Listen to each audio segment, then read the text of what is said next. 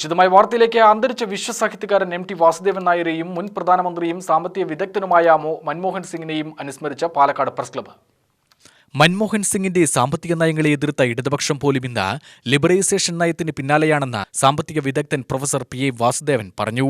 അനുസ്മരണ പ്രഭാഷണം നടത്തുകയായിരുന്നു അദ്ദേഹം. പ്രാക്ടിക്കലാക്കാൻ ശ്രമിച്ച ഒരു കാലഘട്ടത്തിൽ അത് നടന്നിട്ടില്ല. കാരണം എക്കണോമിക്സിന്റെ തിയറികളിൽ പലതും ബിഹേവിയറൽ ശാസ്ത്രങ്ങൾക്ക് അതുവരെ പോകാൻ പറ്റും.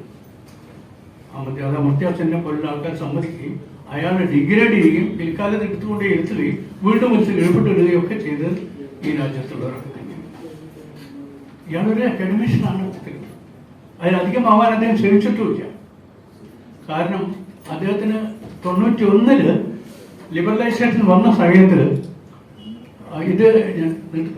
ലിബറലൈസേഷൻ വന്ന സമയത്ത് ചിദംബരം ഉപയോഗിച്ച ഇദ്ദേഹത്തെയാണ്, നരസിംഹറാവു ഉപയോഗിച്ച ഇദ്ദേഹത്തെയാണ്. പിന്നെ വന്നു കഴിഞ്ഞ് ഇദ്ദേഹം പ്രധാനമന്ത്രിയായി 10 കൊല്ലം ഇരുന്ന കാലത്തിലും രണ്ടാമത്തെ ടേം അദ്ദേഹത്തിന് ഏറ്റവും അധികം ഉറച്ച ബോധ്യത്തിലും നിലപാടിലുമുള്ള എഴുത്തും ജീവിതമായിരുന്നു എം ടിയുടേതെന്ന് കഥാകൃത്ത് ടി കെ ശങ്കരനാരായണൻ പറഞ്ഞു. എം ടി അനുസ്മരണത്തിൽ സംസാരിക്കുകയായിരുന്നു അദ്ദേഹം. മലയാളത്തിൽ ആഴവും മാനവും കൈമുതലുള്ള എഴുത്തുകാരുണ്ടെങ്കിലും തലമുറകളെ പ്രചോദിപ്പിച്ച എഴുത്തുകാർ വേറെയില്ലെന്നും ശങ്കരനാരായണൻ പറഞ്ഞു. ഒരു പത്രാധിപർ എഴുത്തുകാരനെ സഹായിക്കേണ്ട ആവശ്യമുണ്ടോ? വളരെ റെലവൻ്റ് ആയിട്ടൊരു ചോദ്യമാണ്. അതിന് എം ടി പറഞ്ഞ മറുപടി സഹായിക്കുകയാണ് എന്ന് തോന്നാത്ത വിധം സഹായിക്കണം.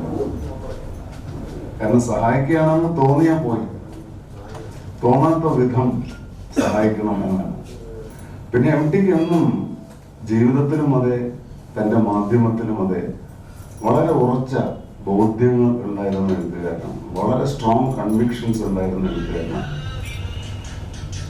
ഓപ്പോൾ എന്നുള്ള കഥ സിനിമയായ സമയത്ത്